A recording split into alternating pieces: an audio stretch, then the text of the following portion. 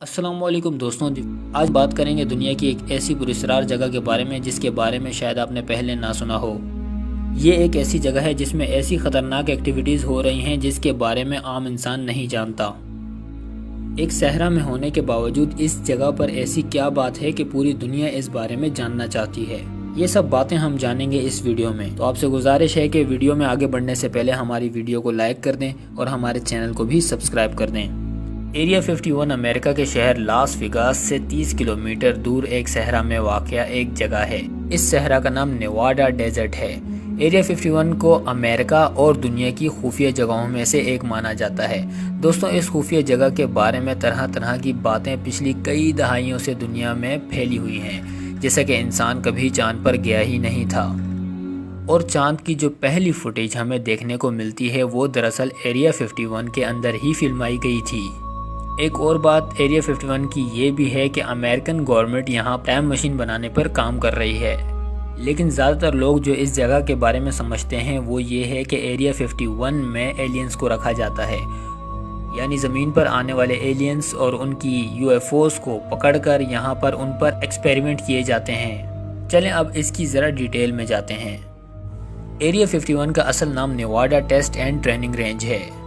ये यूएसए के Nevada desert में मौजूद है। वर्ल्ड वॉर 2 के टाइम पर एरिया 1, एरिया 2 एंड एरिया 3 में न्यूक्लियर बॉम्ब की टेस्टिंग की जाती थी और इसी तरह एरिया 51 भी इस टाइम की एक टेस्टिंग प्लेस थी।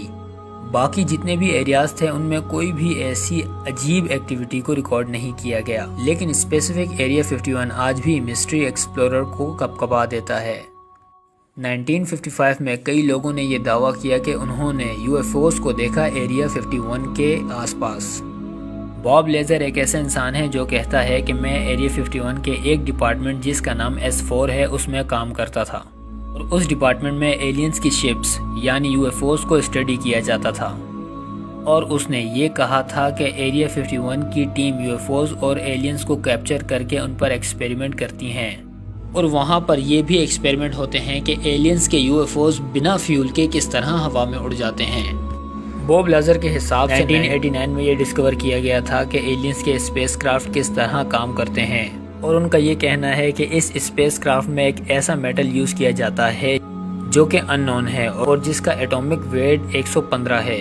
वो ऐसा मेटल है जिससे एंटी ग्रेविटी इफेक्ट को कंट्रोल किया जाता है, इसीलिए एलियंस के स्पेसक्राफ्ट बिना फ्यूल के उड़ जाते हैं। यूरेनियम पेंटियम को 2003 में एक्चुअल में डिस्कवर किया गया था, मतलब कि वो एक नॉर्मल मेटल की शक्ल में दुनिया के सामने आया। लेकिन इस एलिमेंट के बारे में बॉब लेजार ने तकरीबन 14 साल पहले ही बता दिया था। बॉब लेजार के हिसाब से एलियंस दुनिया पर हज़ारों साल से विजिट करते आ रहे हैं। 2014 में एरिया 51 में अमेरिकन साइंटिस्ट बॉयड बुशमैन गए।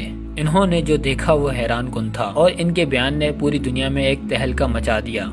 दरअसल इन्होंने एरिया 51 में कैद हुए कई सारे एलियंस के बारे में बताया जिन्हें कि काफ़ी सीक्रेट तरीके से रखा गया था। और इन एलियंस के बारे में जब ज़्यादा मालूम किया गया तो पता ये चला कि एलियंस सिर्फ 1 घंटे में ही अर्थ से अपने प्लेनेट तक सफ़र कर सकते हैं। बुशमैन एक सीनियर साइंटिस्ट हैं जिन्होंने काफ़ी एडवांस स्पेसक्राफ्ट पर काम किया हुआ है।